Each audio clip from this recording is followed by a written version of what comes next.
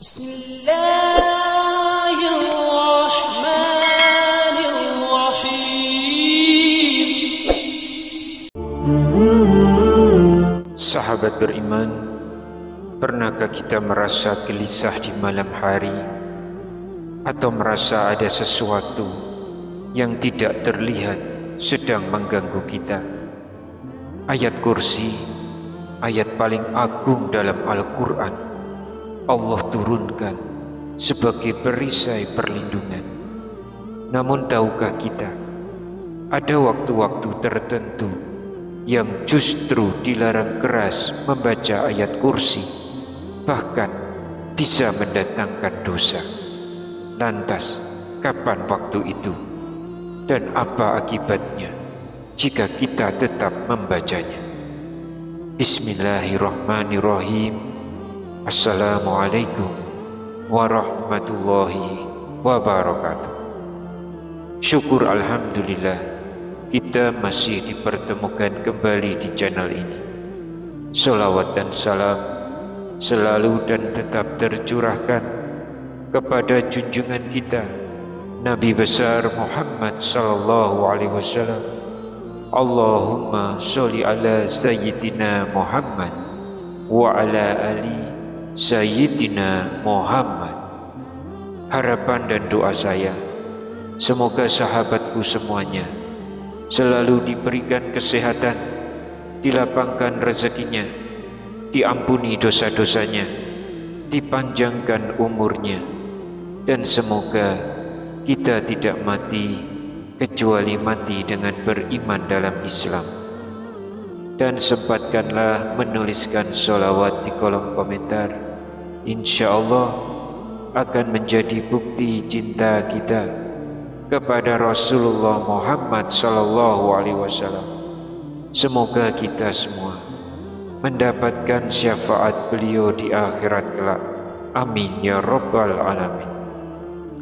Sahabat beriman yang dirahmati Allah, ayat kursi adalah ayat ke-255 dalam surah Al-Baqarah.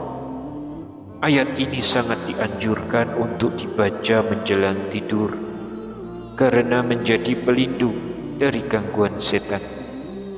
Ia juga disarankan dibaca ketika kita menghadapi kesulitan dengan harapan mendapatkan pertolongan dari Allah Subhanahu wa ta'ala.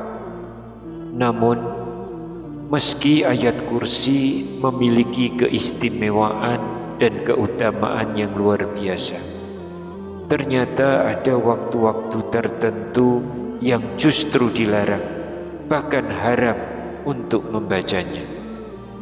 Lalu bagaimanakah sebenarnya kedudukan ayat kursi dalam Al-Quran? Apa saja keutamaan membacanya? Mengapa ada waktu-waktu terlarang untuk membaca ayat kursi? Dan apa balasan bagi mereka yang melanggar larangan tersebut? Sahabat beriman, ayat kursi adalah ayat yang paling agung di antara ayat-ayat lain dalam Al-Quran karena mengandung begitu banyak makna yang menyangkut keimanan. Dalam sebuah riwayat sahih, Rasulullah sallallahu alaihi wasallam pernah bertanya kepada Ubay bin Ka'ab, "Wahai Abu Munzir, ayat manakah yang paling agung dalam kitabullah?" Ubay menjawab, "Allah dan Rasulnya yang lebih mengetahui." Rasulullah sallallahu alaihi wasallam kembali mengulangi pertanyaannya. Lalu Ubay menjawab, "Ayat kursi."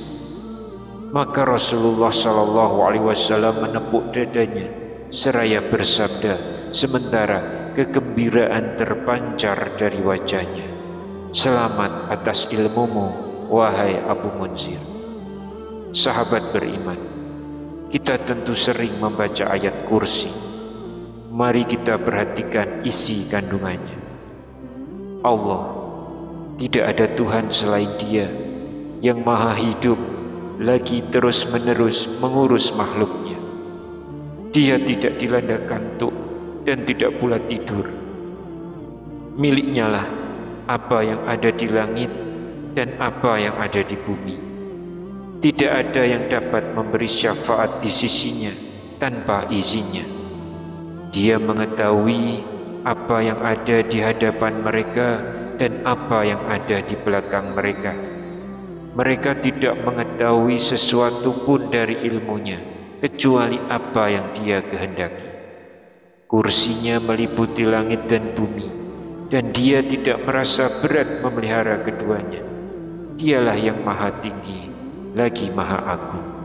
Quran Surat Al-Baqarah ayat 255. Ayat kursi adalah ayat paling agung dalam Al-Quran. Hal ini ditegaskan dalam hadis sahih riwayat Muslim ketika Rasulullah bertanya kepada Ubay bin Ka'ab tentang ayat yang paling agung dalam kitabullah, dan Ubay menjawab ayat kursi. Rasulullah pun membenarkan jawaban tersebut dengan penuh kegembiraan. Adapun sebagian ulama tafsir meriwayatkan bahwa ketika ayat kursi diturunkan di Madinah, para malaikat turun mengiringinya. Bahkan disebutkan berhala-berhala berjatuhan, para penguasa tunduk, dan setan-setan berlarian ketakutan. Riwayat ini dinisbatkan kepada Muhammad bin Al-Hanafiyah. Namun perlu dicatat, kisah ini bukan hadis sahih dari Nabi SAW, melainkan atsar yang lemah, sehingga tidak bisa dijadikan pegangan hukum, hanya sebagai penjelas kemuliaan ayat ini. Tentang kata kursi, para ulama tafsir berbeda pendapat. Sebagian menafsirkannya sebagai ilmu Allah, sebagian sebagai kekuasaannya, dan sebagian lagi menyebut kursi adalah makhluk Allah yang nyata berada di bawah arsy. Semua ini menunjukkan keluasan ilmu dan kebesaran kekuasaan Allah Subhanahu wa Ta'ala. Maka jelaslah bahwa ayat kursi bukan hanya sekedar bacaan, melainkan pengokoh tauhid dan pengingat akan keagungan Allah, serta memiliki banyak keutamaan bagi siapa saja yang membacanya. Lantas, apa saja keutamaan ayat kursi? Sahabat beriman, ayat kursi memiliki kandungan yang sangat agung, sehingga banyak sekali keutamaan yang diperoleh bagi siapa saja yang membacanya. Sebagian ulama meriwayatkan bahwa ayat ini diturunkan diiringi oleh ribuan malaikat karena kemuliaannya. Namun, riwayat ini tidak sahih, melainkan hanya atsar lemah yang dipaparkan dalam kitab-kitab tafsir. Keutamaan yang benar-benar sahih antara lain adalah janji perlindungan Allah Subhanahu wa Ta'ala. Dalam hadis riwayat Al-Bukhari, Rasulullah SAW bersabda, apabila engkau hendak mendatangi tempat tidurmu, maka bacalah ayat kursi. Niscaya Allah akan selalu menjagamu dan setan tidak akan mendekatimu hingga waktu pagi. Hadis riwayat Bukhari. Selain itu, terdapat riwayat dari Abu Umamah Al-Bahili radhiyallahu anhu bahwa Rasulullah SAW bersabda, barang siapa membaca ayat kursi setiap selesai sholat fardu, maka tidak ada yang menghalanginya untuk masuk surga kecuali kematian. Hadis riwayat An-Nasai. Dengan demikian, ayat kursi menjadi sebab datangnya perlindungan Allah, penjagaan dari gangguan jin dan setan, serta menjadi amal yang dapat mendekatkan seorang hamba menuju surga. Adapun waktu-waktu yang sangat dianjurkan untuk membacanya adalah setelah sholat fardu, ketika zikir pagi dan petang, serta menjelang tidur di malam hari. Namun, selain memperhatikan waktu yang dianjurkan, kita juga perlu mengetahui waktu-waktu tertentu yang dilarang membaca ayat kursi agar tidak salah dalam mengamalkannya. Sahabat beriman yang dirahmati Allah, waktu-waktu terlarang membaca ayat kursi wajib kita perhatikan agar jangan sampai kita mengharap pahala namun justru mendapatkan dosa. Waktu terlarang pertama saat ruku dan sujud dalam sholat. Rasulullah SAW bersabda, "Ingatlah, sesungguhnya aku dilarang membaca Al-Quran dalam keadaan ruku dan sujud." Hadis riwayat Muslim. Karena ayat kursi adalah bagian dari Al-Quran, maka tidak boleh dibaca pada dua posisi ini. Yang kedua, dilarang dibaca dalam keadaan sangat mengantuk. Imam An-Nawawi menjelaskan, makruh hukumnya membaca Al-Quran ketika mengantuk karena dikhawatirkan salah baca hingga mengubah makna. Hal ini sesuai dengan hadis dari Abu Hurairah radhiyallahu anhu. Rasulullah SAW bersabda, apabila salah seorang dari kalian bangun malam lalu lidahnya tidak lagi fasih membaca Al-Quran sehingga ia tidak tahu apa yang diucapkan, hendaklah ia tidur. Hadis riwayat Muslim dan Ibnu Majah. Waktu larangan yang ketiga, saat berada di kamar mandi atau toilet. Mayoritas ulama melarang membaca Al-Quran di kamar mandi karena termasuk bentuk penghinaan terhadap kalamullah. Maka membaca ayat kursi di tempat tersebut termasuk tidak boleh karena menyalahi adab terhadap Al-Quran.